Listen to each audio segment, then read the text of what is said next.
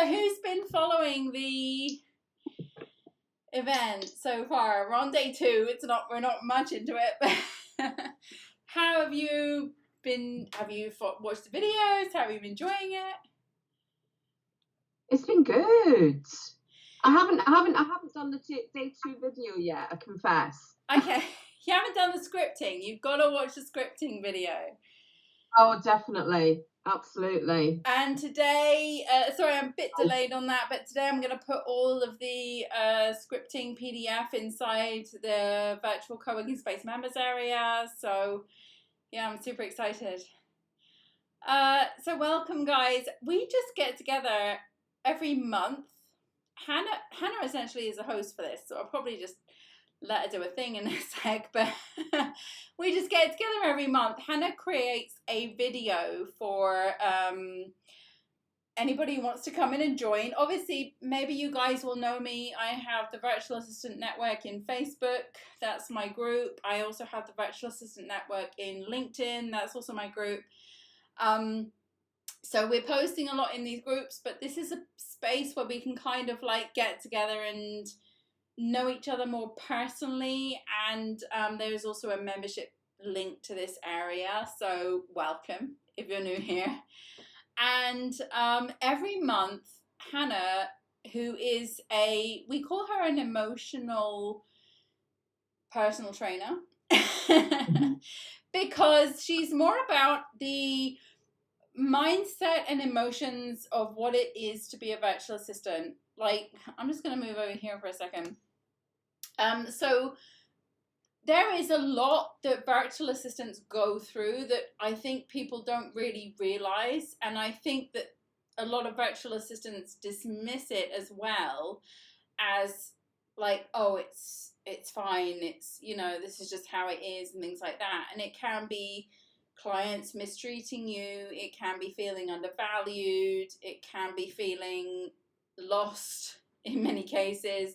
Hannah is the one that steps in and kind of tries to help you guys make sense of it all. So she creates a video every month. This month particularly was about client relationships, which I love because that is one of the biggest topics that we have here in the virtual assistant industry, about, you know, managing client relationships, attracting the right types of clients, how clients treat you, all of that good stuff.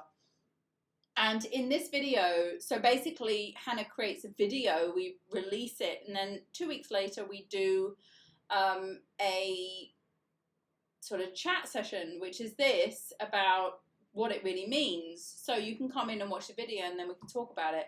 But I just generally would love to talk about what you discussed in the video and how that impacts people as virtual assistants, because we do have so many virtual assistants that are really giving up all of their power to the client. Like, whatever the client wants, I'll do for them. You know, I'm here for the client. I'm here to sacrifice myself for the client. And I think that's I feel that's very much an employee mindset, to feel like you're sacrificing yourself constantly for somebody else. And, you know, I should feel gratitude for being paid for, you know, what I'm doing, even if they treat me badly, because I'm being paid. That's what came up for me in this, because I remember, I mean, not so much now, but when I was thinking back to when I started, all I wanted to do was please the client. And everything the client told me, I took on as my beliefs, as, oh, if the client said I was taking too long at something, oh my God, I take too long at things. Or if the client said I wasn't doing a good enough job, oh, I don't do a good enough job. You know, it became that sort of, oh, that must be me because they're saying that. And I didn't give it really a second thought. And I think what your video did, obviously I'm 20 years later, so I've evolved somewhat. I mean, yeah, somewhat.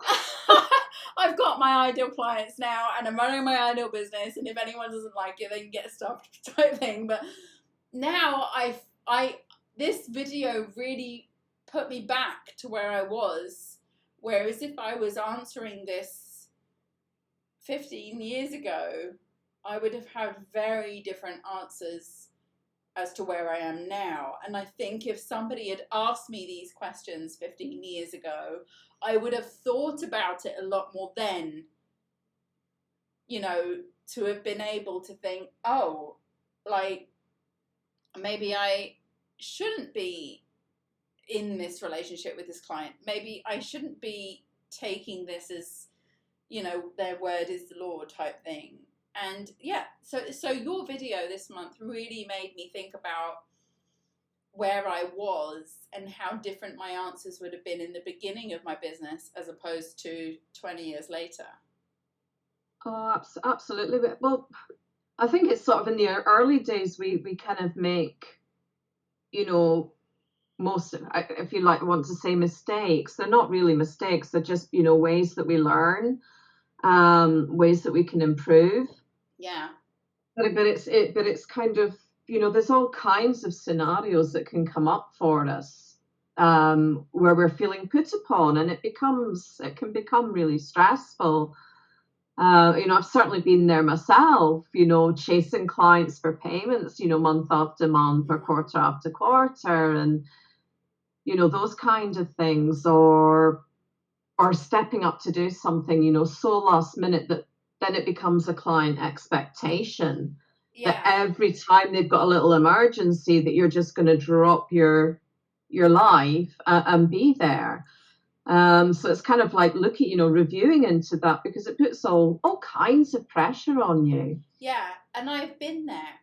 And I've also, and I recognize this now, I've also had almost like preempting, you know, if a client's got a big launch coming up, oh my God, there's going to be problems. If a client's got a big, you know, this, that, and the coming up, oh my God, they're going to want me, you know, this, that. And it's always happened. And I've realized now I'm the one that's kind of preempting that, because I never took control of the situation myself. And it's so funny because literally about 30 seconds before this call started, I finished replying to a client, and a client just paid me. And it was this situation where I quoted a client. I said, this is my rate. This is what I want to do, blah, blah, blah. And they came back to me and said, there was content creation in there, right? And they said, like, our content creation is very specific. We're very niche, you know, like we need someone who's already been in the industry to be able to write the content. And I said, oh, fine, find someone else to write the content, you know, but this is my minimum that I work to. So, you know, I'm letting them know they wanted to bring the invoice down, basically, and I said I can't. This is my minimum. And It's so funny because someone on my team said, oh, look, this person's asking for a discount, and it didn't trigger me at all. Before, it would have triggered me, but it didn't trigger me at all. And I just said, no, yes, that is the correct amount for the invoice. However, I'm really curious as to why this is happening and this is happening. So why don't I just include a call every month? And they were back, like, and in my expectation, I was like, they're going to be so happy with that call. Like, I had this expectation that I'm worth way more than that, you know. So having a call with me, they're going to be like, oh my God, this is amazing. Yeah, we got a call. And they came back and they said, oh my God, that's amazing. Yes, I'll do it, you know. And it just immediately made me feel like if I had gone in there with the expectation, like they're going to be unhappy and I'm going to offer this call, and then they're going to, believe me, I would have attracted the same result if I was thinking they were going to be unhappy as if I was thinking they were going to be super excited. So I just wrote it with the intention that they're going to be so excited when they see this, and they're going to be super happy. And they've paid me. They paid me within like 60 seconds of replying. In fact, they paid me and then they replied. So this is what I'm talking about. It's like our expectations, our feelings towards what's going to happen in this scenario with clients and things like that. When you see a potential problem. Yes. Yeah. You create that. When you see a potential problem, you create that problem. Whereas if you see it as a potential opportunity, that creates the opportunity. And when I was watching your video about, for sure, I talk about boundaries a lot in my one sourcing training. Like, I really prattle on about them, but I do it for a reason. Once you set your boundaries and you say, this is what I'm prepared to work in, and you know what? everybody that I attract that I'm meant to work with is just going to love my ability to set these boundaries. They're going to love and respect how I do business. You know, then you have to expect that that's what you're going to create and that's what you're going to produce. And that's exactly what I did literally just before this call. And I was thinking it's so ironic because I was That's coming on wonderful. here to talk about this particular subject of how you feel about your client relationships and, you know, what's good about them, what's bad about them, which is what you discussed in the video. And Yeah.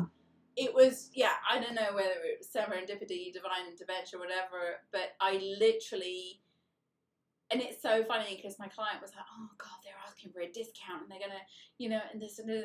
And I was just like, no, it's going this way.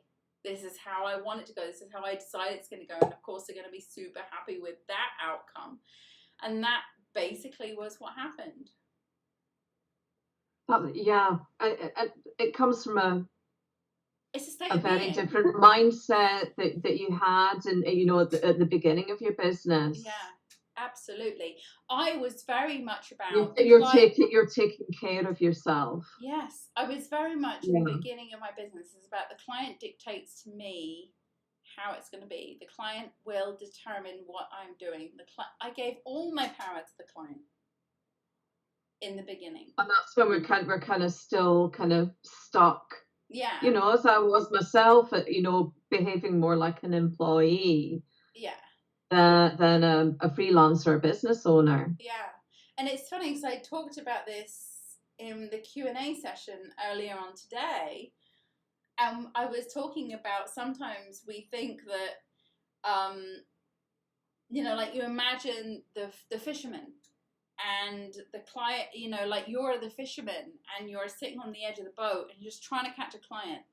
You know, there's all these clients around there and you're like, there's so many other fishermen around here. Can I catch a client before the next fisherman does? Or that, you know, and obviously the virtual assistants are the fishermen. And there's loads of fishermen. We're saturated with virtual assistants in the industry. There's all these fishermen, you know, in the industry and we're all trying to catch the client. But in the end, it's not the case. You're the fish. You're the best fish in that ocean. And you imagine the client is there on the boat and he's trying to catch the best fish in that ocean. Now, is it up to you to swim towards that hook or decide, no, I don't want that hook. I'm going to go somewhere else, you know, catch another one of these fish.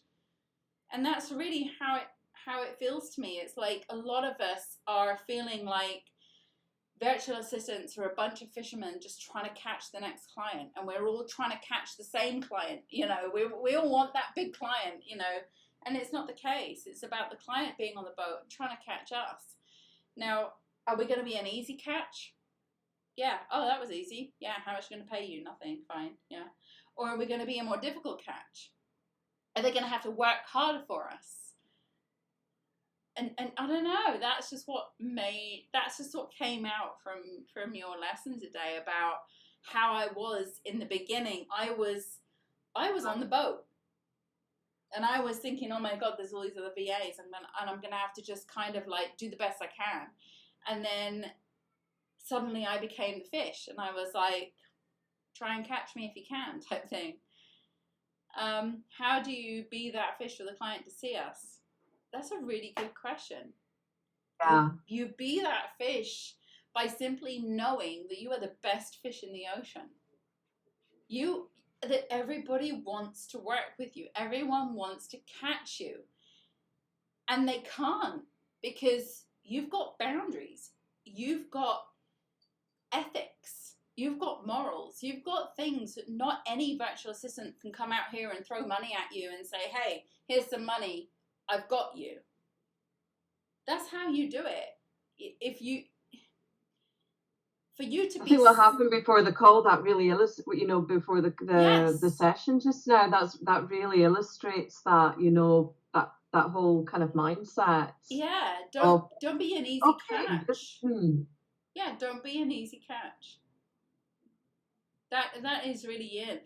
It's like a lot of people And I have clients that do this. I had a client that recently did this with me, and she was like, she came all in like, oh, I've got this program, it's really good information, I'm going to sell it for this. But she'd never sold online before, she'd never been in this space, she'd only ever done one-on-one stuff, and she'd like heard about online, you can create these courses and then she did this launch, and then, you know, it went well, and then suddenly she wasn't getting any sales after the launch. And then she was like, oh, people don't want it, and now I have to reduce the price, and now I have to be cheaper and things like that.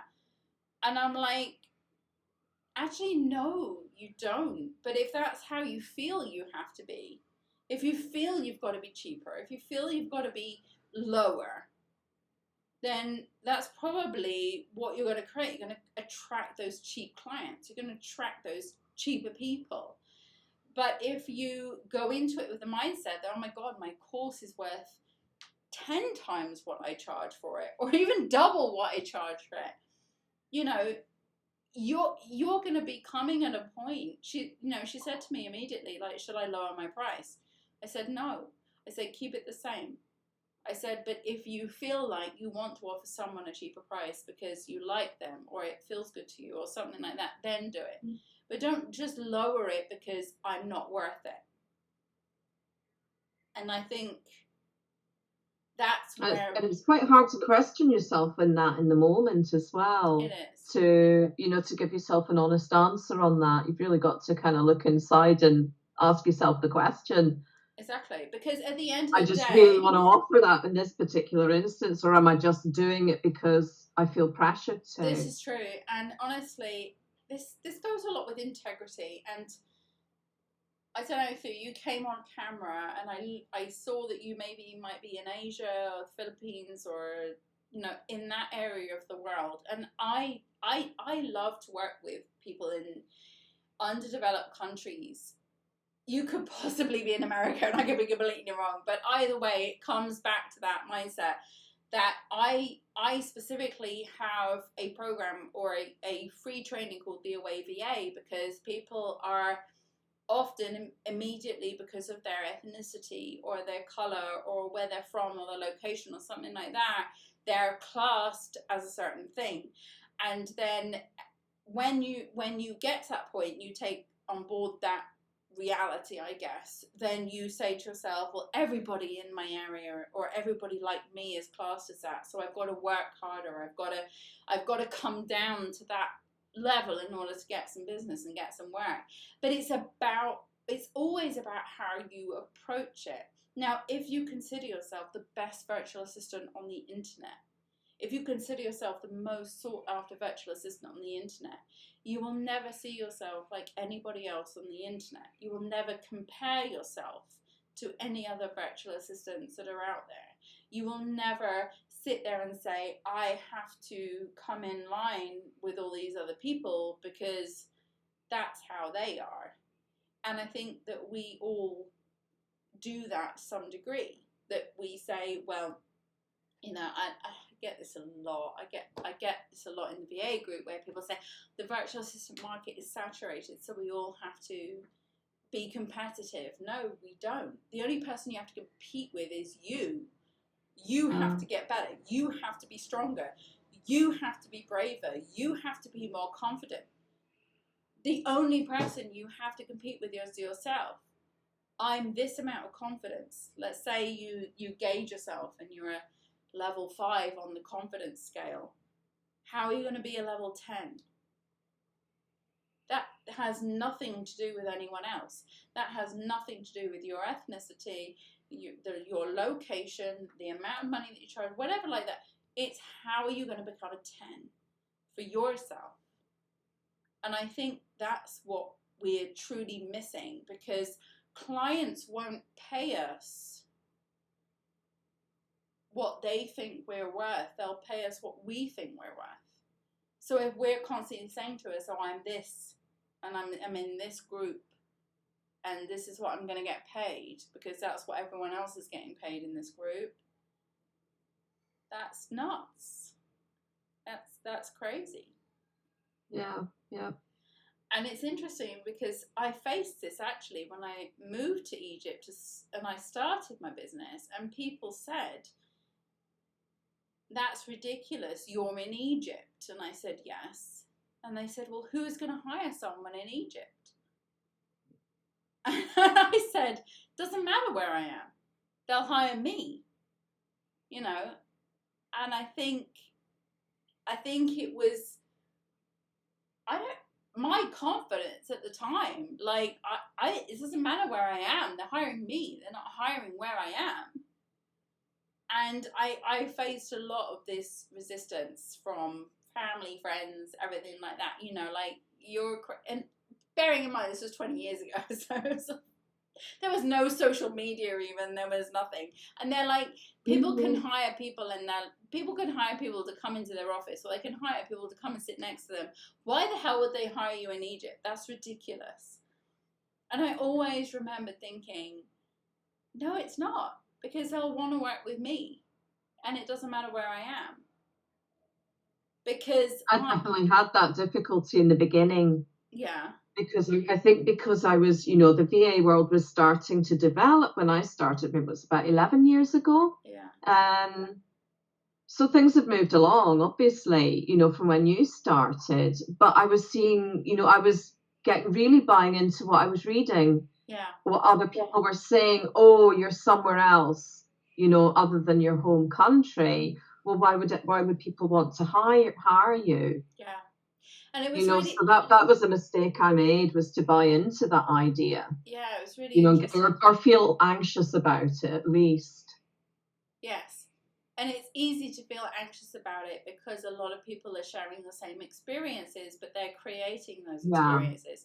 And I just simply, and I remember distinctly when the 4-Hour Work Week came out, and everyone was talking about this book, and I was already doing virtual assistants, and I was like, I went in like thinking, oh my God, this book is amazing because it's going to really promote virtual assistants, and I'm going to take off, and my business is going to be crazy. And then I read it, and I was like, oh my God, it's like promoting Indians for like next to nothing. And I literally thought, oh my God, I can take this two ways. Like, either my business is just going to go under the rubble after this book because it was so popular at the time, you know, the 4-Hour Work Week, hire Indian people. I remember it, never read it, you know. So okay, well, I had a copy. I went out and bought the first copy, and I was just like, oh my God, this is going to change my life. And I read it, and I was like, oh my God, so you're promoting like hiring Indians for like $1 an hour, and that's what's gonna create the most beautiful life for you. And I was just like, that's not in alignment with my dream, right? You know. And I just thought to myself, no, it's okay, because obviously what he's doing in his business model is working for him, and that's great. And I want everyone to succeed. I genuinely want everyone to succeed in their business, no matter where you're located, no matter who you are. And I thought to myself, okay, if someone's willing to accept what he's doing, then he's obviously manifesting his dream and his desire and things like that. But then I also, at the same time, thought to myself, well, how do I then approach this differently as to how do I not have people approaching me thinking that I'm going to charge them $1 an hour, because even back 15 years ago, I wasn't going to charge somebody $1 an hour. You know, I was, and the year that book came out, I was making $19,000 a month as a virtual assistant, pretty much on my own. I had a couple of team members, but they were like very ad hoc and things like that. And I realized then, like, it's not what everyone dictates. Yes, you might have had that experience, and that's what you're dictating to everybody else, but that doesn't mean to say it's my experience too. Do you know what I mean? Yeah. And I realized then that I create my clients, I create my experience, I create what happens. I just simply was not willing to take on board that I would have to suddenly lower my rates to $5 an hour or to $1 an hour, or whatever I was paying to continue and have a successful business.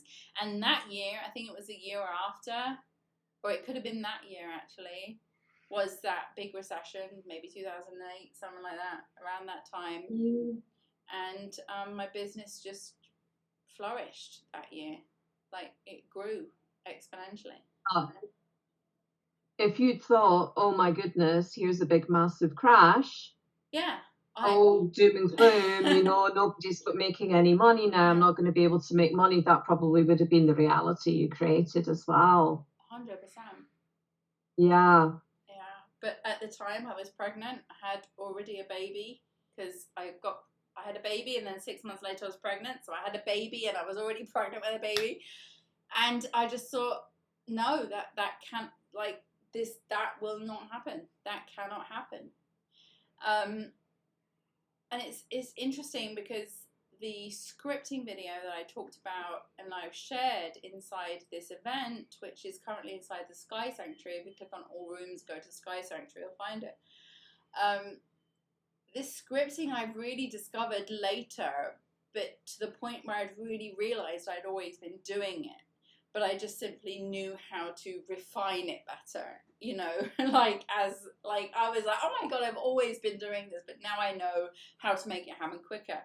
And I constantly journaled about, like, how I choose to accept things in my life and how I choose to not accept things in my life. And I think a lot of people are far too accepting to things in their life, to the point where they don't make much of a conscious decision to end it or change it. And I think you're pretty disciplined with that, Michelle. Yeah. I've found, that you're disciplined about where you place your attention. Yes. And that you're basically, you tend to place your attention where you're going to get the kind of results you're looking for, or the outcomes you're looking for, that kind of thing. Yeah. For example, if we're going to do an example in terms of the client relationships and things like that, I will never place my attention on a client that wants to pay me below a certain amount of money. So, if you could, my minimum is this, and if you can't afford that or you can't pay that, I'm open to you as soon as you can. But I'm not going to lower myself, because there's too many other important things that I need to focus on. And this becomes very much an essential part of life, knowing your boundaries and knowing where you're willing to accept and not accept. And it's funny because a lot of people feel fear around, if I don't do that, then they won't hire me, or if I don't do that, then they won't do that, they won't pay me if I don't do that. And in the end, if you do that, you get something way better. If you do put your boundaries in place and say, I'm sorry, I can't accept less than that, but I wish you the best of luck and come back to me if things change in the future. I know 100% when I say that to a potential client. If a potential client comes to me and says, and I say to them, my minimum is £1,000 a month. That's what my minimum is. And they say, well, I don't have £1,000 a month right now, I'm like, okay, no problem. As soon as you are at the capacity, I will work with you, and I'm open to you anytime. Yeah. And that's great, isn't it? Because it keeps the doors there for that potential client. And to come back at a later stage. Yeah. The interesting thing is that really 9 times out of 10 they'll say, okay, yeah, I'll go for it. I'll just do what you want. Yeah, because they can see the value of what they're going to. But they can also see my confidence in how much I value myself. It's really not about them seeing the value in it. They know they can also go to somebody else and get it, and maybe they'll pay cheaper. But they buy into the value that I see in myself. That inspires confidence from the client's side. Yes, It really does. Honestly, the reactions that I see from people, even to the point where they end the call and say, no, I'm not going to go any further today, and they end the call and I say, okay, I wish you all the best and I'm always here for you if you need me. 5 minutes later, they message me and say, okay, let's do it, I need you, Michelle. And it's because I value me. I'm not looking for them to value me. I'm not looking for them to place their value on me. I'll pay you this because I think that's what you're worth. They might try it, but I know my own worth and I will not go below that. And I think many virtual assistants simply take too long to get to that point. And they're always bringing themselves to that level, or bringing themselves to that place, or bringing themselves to where they know 100% they can guarantee that client straight away because that client says, I'll pay you this. And they go, okay. Even if it's not what they want. But then they go into the relationship thinking, I'm being underpaid, I'm being undervalued, I'm not getting enough, and they don't value, and then it just starts off bad, and everything probably will go bad. It's the cycle. Yeah. It's a cycle where as virtual assistants, we don't feel as good as we ought to be feeling good, as we can do. But you've allowed that to happen. A huge gap. By accepting this is what the client thinks I'm worth, so I'll accept it, rather than no, this is what I'm worth, and I will not accept anything less. Yeah. Thank you, Michelle. That was amazing. I don't know. That's a great amazing insights. I feel like I just hogged again the entire session. I don't know, but hopefully, yeah, it's so. No, important. but you've got a really good perspective on that because you've been in the VA business for so many years, and when it was in its when virtual assistants was in its infancy. And it's really funny because I talked earlier in the networking thing about the word be. You have to be the person before you can achieve the results. They have this fake it till you make it, whatever it is. But you have to be the 6-figure virtual assistant, the multi-6-figure virtual assistant. You have to be the most sought after virtual assistant before you see it in your reality. And I think, this thing of wanting to have something. I want to have a client base. I want to have a lot of income. I want to have this. Unless you be it and your behavior turns into the behave. You have, be it and have it. Be it and have it. Same as becoming. It's coming. We're in this wish fulfillment stage. I visualized and it's coming. But you have to be it in order for it to come. You have to become that person that has it already. And when you put yourself in a place, let's say, for example, you charge £50 an hour. I'm just plucking in a thing out of the air. Yeah. Let's say you charge £50 an hour, right? Unless you behave like a £50 an hour virtual assistant who doesn't take any less than that, you won't achieve it. Very important that you have to be it in order to have it, or have it come to you, become it. And I think this is where a lot of it is missing. We kind of give ourselves up to, I'm just lucky to have someone who offered me anything right now. That's where you end up in this state of, I'm lucky to get anything. Yeah, because you just kind of think, okay, well, at least it's getting me started, it's getting things moving, but it's the impact that actually has on you. The emotional impact. Later down the line, and you've not actually developed that confidence in yourself that you could have. Yeah, because a lot of people don't differentiate between, I'm allowing you to pay me this amount of money because I personally want experience, not you've told me this is what I'm worth. It's reframing it in very different ways. I'm not going to give you that. I'm going to give you this.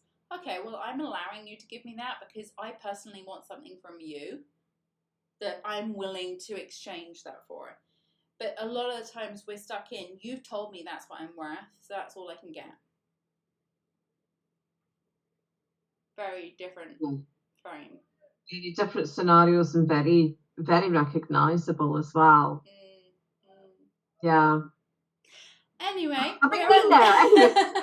Well, the top of yeah, thank you so much, Hannah, for having this conversation with me. Thank you, Sue, or Thur. I don't know. She had to leave the room. And thank you, Vanessa, for being here. And if you're watching the replay, I do hope you found this valuable. And we'll be back here again. This is the last session for day 2 of the Working Online event. We're back here again tomorrow with more amazing things to come. So please do join us. And Hannah, thank you so much. Take care, guys. Have a great rest of the day. Bye for now. Cheerio.